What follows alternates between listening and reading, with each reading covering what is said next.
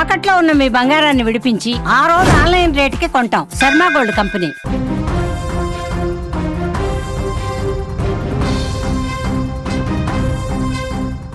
మోదీ అంటే ఇది.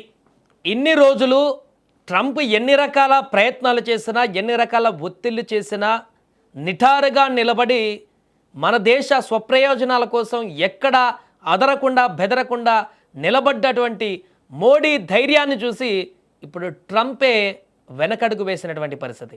ఇన్నాళ్ళు ఒకటే టెన్షన్, భారత్ అమెరికా మధ్య వాణిజ్య యుద్ధం ఎటు దారి తీస్తుంది, అగ్రరాజ్యం ఆంక్షలతో భారత ఉక్కిరిబిక్కిరి అవుతుందా అని ప్రపంచం మొత్తం ఎదురు చూసింది. కానీ ఒక్క ఫోన్ కాల్, అవును కేవలం ఒకే ఒక్క ఫోన్ కాల్తో సీన్ మొత్తం మారిపోయింది. గత కొంతకాలంగా ఒడిదుడుకలలో ఉన్న భారత్ అమెరికా బంధంలో ఇదొక చారిత్రక మలుపు. అసలేం జరిగింది, ట్రంప్ రాత్రికి రాత్రే తీసుకున్నటువంటి ఆ నిర్ణయం ఏంటి, ఆ వివరాలు పూర్తిగా కూడా ఈ స్టోరీలో చూద్దాం. కొంతకాలంగా ఒడిదుడుకలలో పడ్డటువంటి భారత్ అమెరికా ద్వైపాక్షిక సంబంధాలలో సోమవారం కీలక పరిణామం చోటు చేసుకుంది. ఇరు దేశాల మధ్య చిరకాలంగా పెండింగ్లో ఉన్న వాణిజ్య ఒప్పందం కొలిక్కి వచ్చినట్టుగా అమెరికా అధ్యక్షుడు డొనాల్డ్ ట్రంప్ ప్రకటించారు. అందులో భాగంగా భారత్పై సుంకాల భారాన్ని తగ్గిస్తున్నట్లుగా కూడా వెల్లడించారు. గతేడాది తాను విధించిన 25% ప్రతీకార సుంకాలు 18% తగ్గుతాయని ప్రకటించారు. ఈ నేపథ్యంలో ప్రధాని నరేంద్ర మోదీతో ఫోన్లో మాట్లాడిన ట్రంప్ ఆ వెంటనే వాణిజ్య ఒప్పందం సుంకాల తగ్గింపుపై ప్రకటన చేశారు. ఇక మోదీతో నా స్నేహం, ఆయనపై గౌరవం దృష్ట్యా ఆయన విజ్ఞప్తి మేరకు ఇరు దేశాల నడుమ ఒప్పందం కుదిరింది. ఇది తక్షణం అమల్లోకి వచ్చిందని ట్రంప్ వెల్లడించారు. తన సోషల్ మీడియా ట్రూత్ సోషల్లో ఈ మేరకు పోస్ట్ పెట్టారు. అంతేకాదు అమెరికాపై టారిఫేతర అడ్డంకులన్నింటినీ సున్నాకు తగ్గించే దిశగా భారత్ చర్యలు చేపట్టనుంది. రష్యా నుంచి చమురు కొనుగోళ్లను భారత్ పూర్తిగా నిలిపేయనుంది. ఇకపై వెనిజులా అమెరికా నుంచి చమురును దిగుమతి చేసుకుంటుంది అని కూడా ట్రంప్ పేర్కొన్నారు. ఈ పరిణామం ఉక్రెయిన్ పైన రష్యా యుద్ధానికి తెరదించేందుకు దోహదపడుతుందని హర్షం వ్యక్తం చేశారు.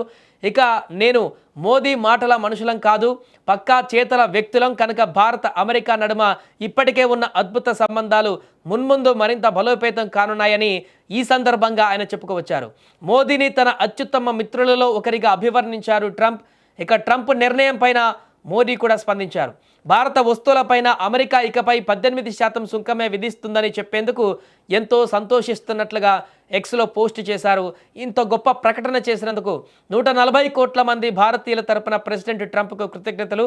ప్రపంచ శాంతి, సుస్థిరత, ప్రగతికి ఆయన సారథ్యం ఎంతో కీలకమంటూ కొనియాడారు.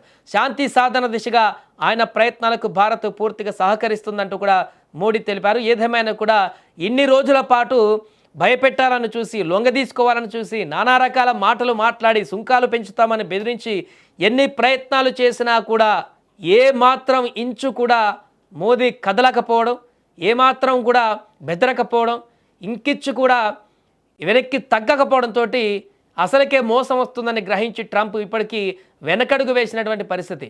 బలమైనటువంటి నాయకుడు, బలమైనటువంటి అధ్యక్షుడు అవతల బలమైనటువంటి వ్యక్తి ఉన్నప్పుడు ఇక వెనక్కి తగ్గక తప్పదు అనేటువంటి సంకేతాలని ట్రంప్ ఇప్పుడు ఇచ్చినట్టుగా కనపడుతుంది. దీంతో మోదీ చాణక్యం ఏంటనేది మరొకసారి ఇప్పుడు స్పష్టమైంది ప్రపంచ దేశాలకు. నిన్న ఎలన్ మస్క్ కూడా చెప్పడం జరిగింది, ప్రపంచంలో పవర్ కంట్రీగా ఆల్రెడీ భారత్ అవతరిస్తుంది, అమెరికాను మించి కూడా పవర్ కంట్రీగా మారబోతుంది, భారత్ ఆల్రెడీ మారిందనేటువంటి సంకేతాలను ఎలన్ మస్క్ ప్రకటించినటువంటి గంటల వ్యవధిలోనే ట్రంప్ వెంటనే రంగంలోకి దిగారు.